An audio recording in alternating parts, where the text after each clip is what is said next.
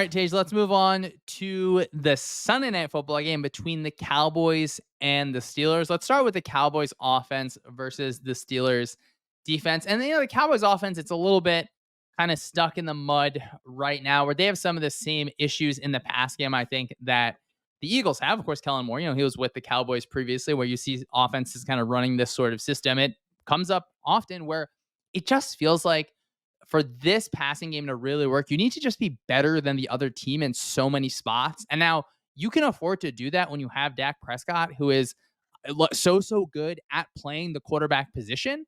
And then you have CeeDee Lamb, who's going to win over and over. But look, defenses are going to find ways to get multiple resources to CeeDee Lamb. You're going to have a second option. Now, Dak Prescott, he's still throwing that seam ball really, really well. Brandon Cook's going to be out in this game, but Jake Ferguson, I think, is someone that is just going to kind of continue to be the second receiver there. But just so many stationary routes where you're running 5 yards, you're turning around in quick game, and there's just not a lot of answers to some of the things that defenses want to throw you in that situation.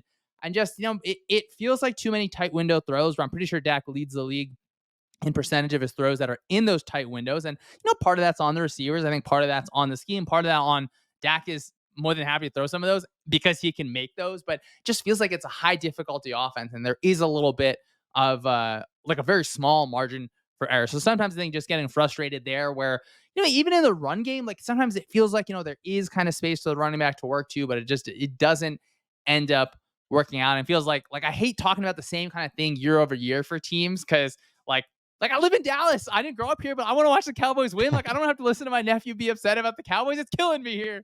Tage, why don't you talk to us about some of the stats for the Cowboys offense?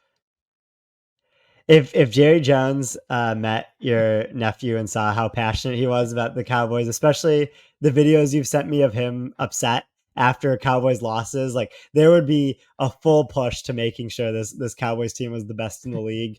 And that's really what they need here is you bring up so many good points with the Cowboys offense where everything just seems difficult right now. They rank 18th in EPA per play, a pretty big drop off from where they were at last year. And some of that was expected based on offensive line changes and different kind of moving parts around their offense. But the thing that we thought we could count on was CeeDee Lamb getting the ball often and those targets being efficient. And there just needs to be more creativity from Mike McCarthy and the offensive coaching staff on how to get CeeDee Lamb the ball more often and increase his target share, because he is the best player on this offense by a decent margin. And Sam Hoppen posts a great graph every week that shows how concentrated the top 3 pass catchers are on a team in terms of target share.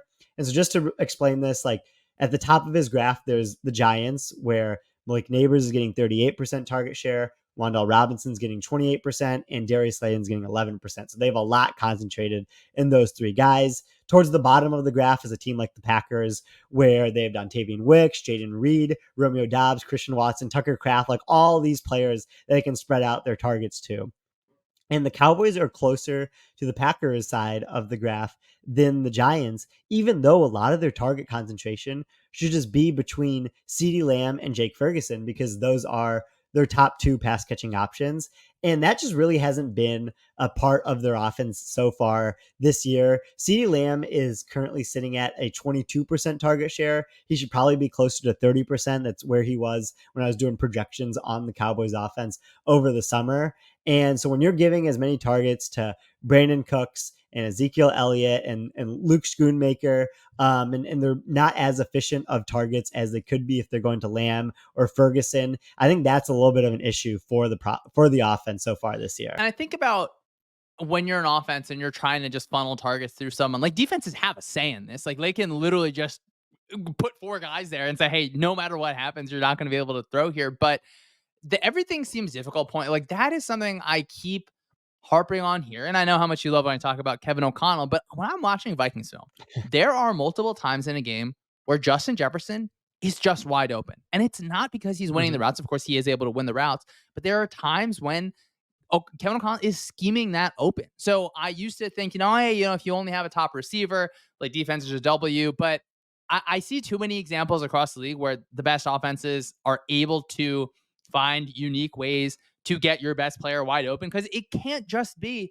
my guy is better than your guy. It's just not going to work every time. So I think just overall a situation that is a little bit frustrating. You want to just give us some of their kind of overall rankings before we head on to the Steelers defense?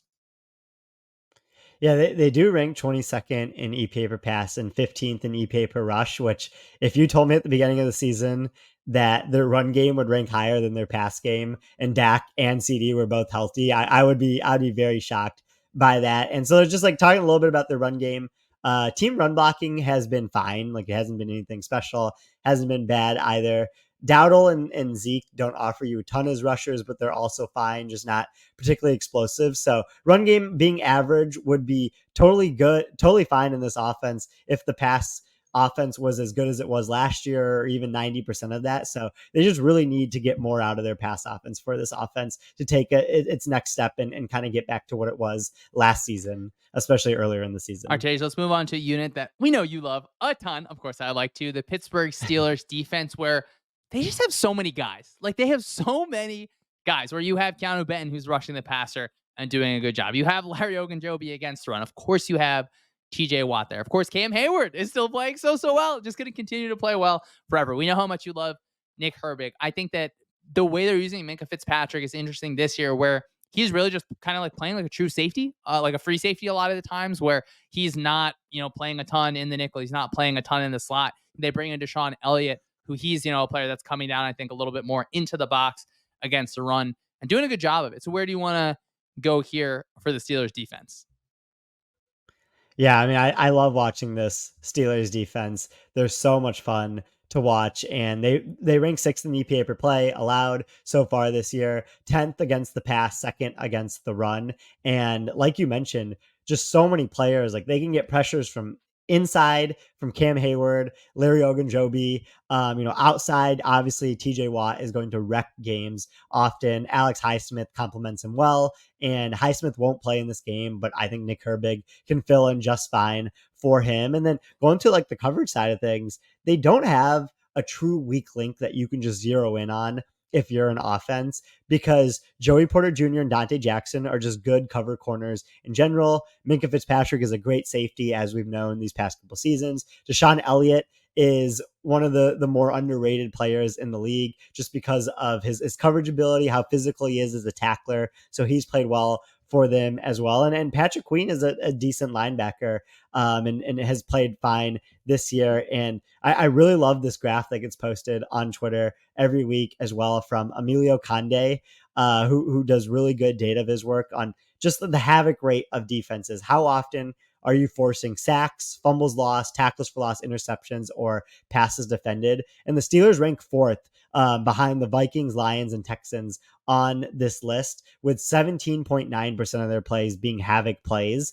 And the league average is 15%. So just being able to do that 3 percentage points more often than league average is just really helpful for a defense, because they're just putting offenses into negative situations often. And that's really helped their defense a lot this year. Overall, they're just a defense. Like they do what they do. They play super fast. They play super hard. They tackle. It is a violent game to watch on film every single time that they're out there. And it's not that they don't have schematic creativity, but I feel like, when you watch film, you can kind of bucket defenses a little bit different, where it's not that the Chargers are not like overimposing, like when they're physical and such. And they, of course, tackle pretty well this season. But like, I'm kind of more interested when I watch the Chargers film and some of the kind of creativity on the back end than when I watch the Steelers. It's like these guys play football. Like that's, I think, sometimes a lot of fun to watch. I'm trying to think of just like a good matchup here for the Chargers offense, or sorry, the Cowboys offense against the Steelers defense, where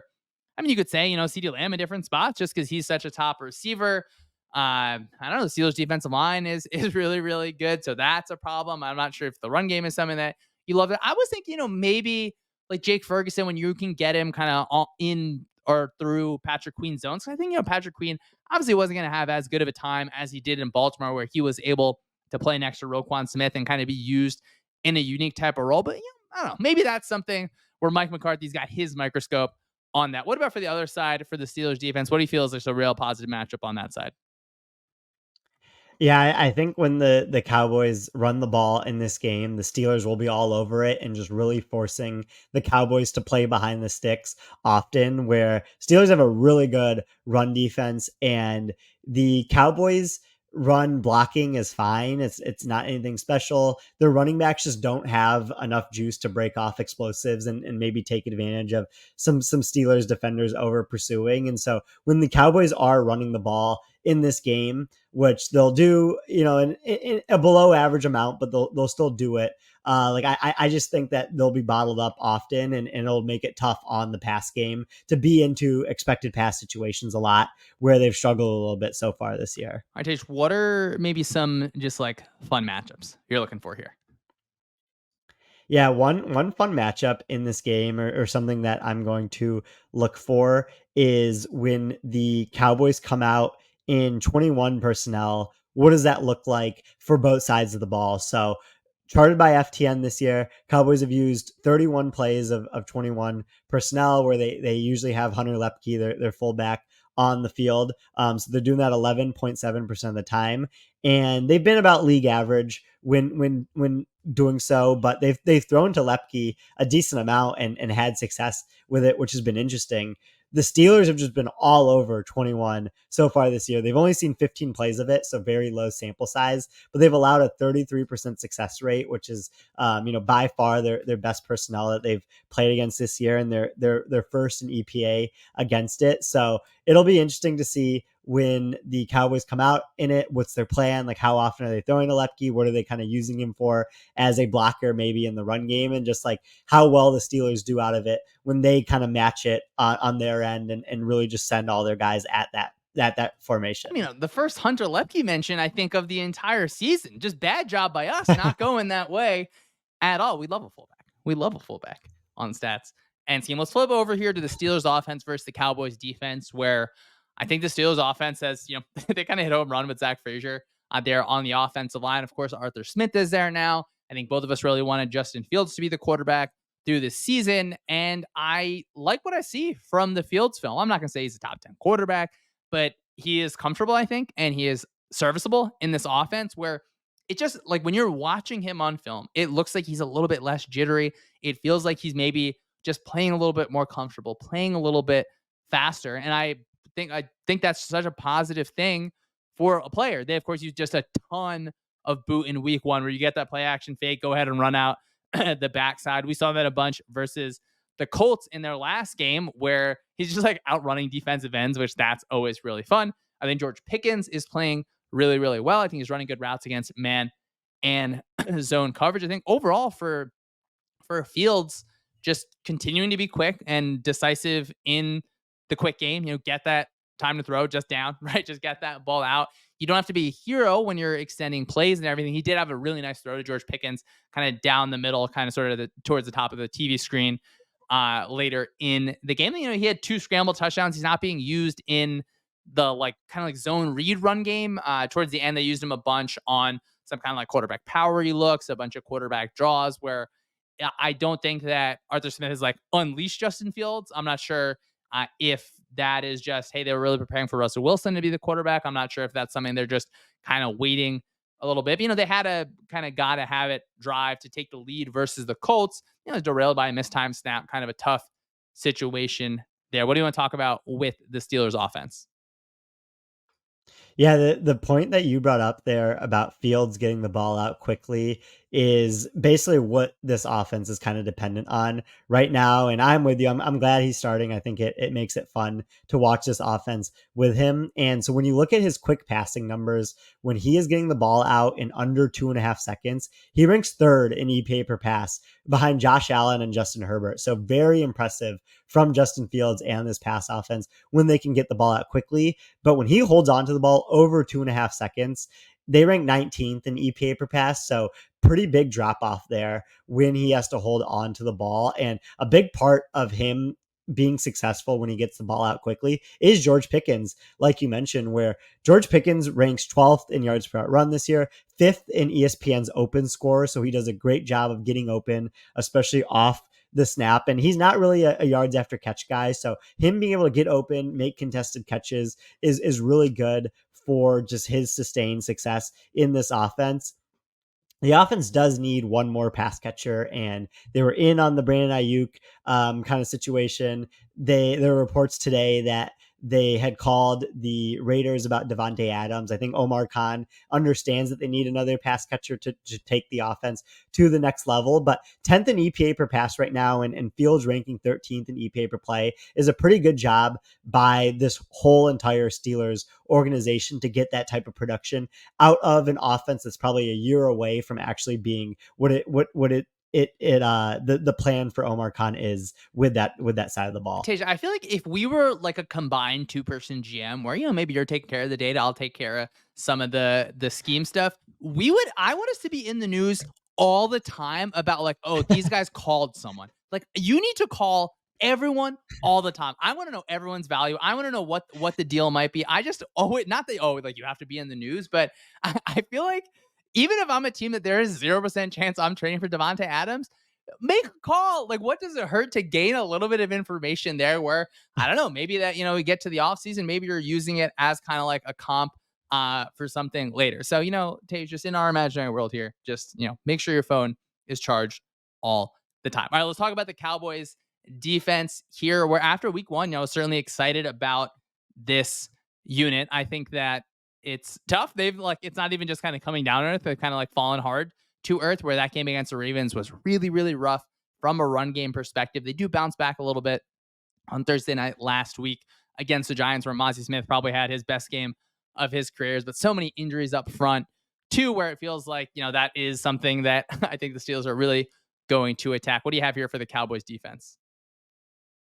Yeah, Cowboys defense. Yeah, like you said, really excited or was really excited about them after that first game. Now that we know what the Browns offense looks like, it's definitely less impressive. They're ranked 24th in EPA per play allowed so far this year. They've been really bad against the run, as we talked about last week, but was better against the Giants. You could tell that there was a strong emphasis on fitting the run in practice this weekend in the team meetings.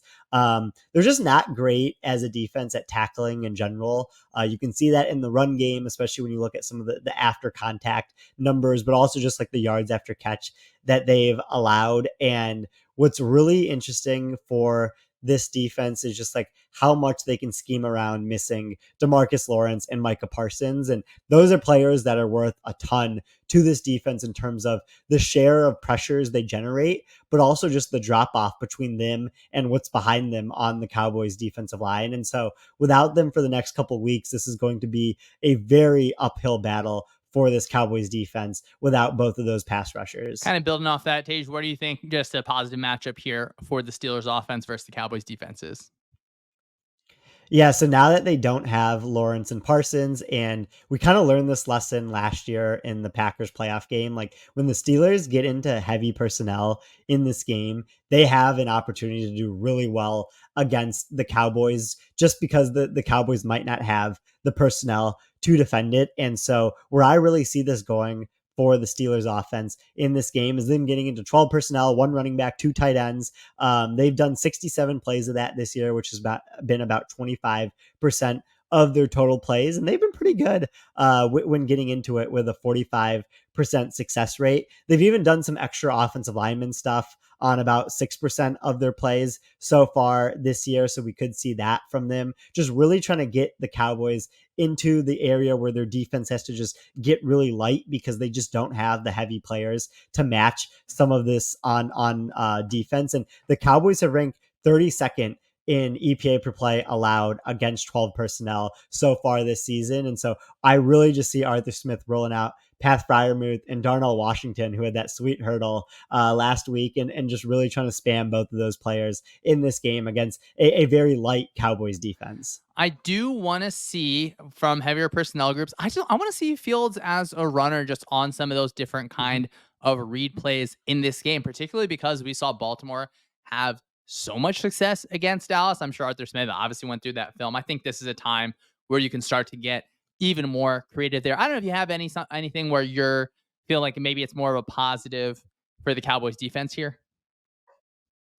Yeah, the only positive I think for the Cowboys defense in this game is this might just be like way overthinking it, but without those two premier pass rushers, the lack of pressure and making Fields hold on to the ball longer, where we know his efficiency drops off when he does so, could be beneficial to them in this game. Where if he's holding on the ball for 3.5 seconds, he could get into some dangerous territory, like we saw last week when he had that pretty bad fumble against the Colts, where he might be moved off Pickens looking for one of their less efficient pass catchers, and then Zimmer can really just have some sort of confusion on the back end for Fields. But if Fields is just sitting there getting the ball out quickly, because he's not really worried about the pass rush that's coming for them, it could get dangerous for the Cowboys defense in this game. Yeah, I think it's going to be a fun one to watch where the Cowboys defense is in a spot where, they hope they can bounce back, but when you're missing players, it is really, really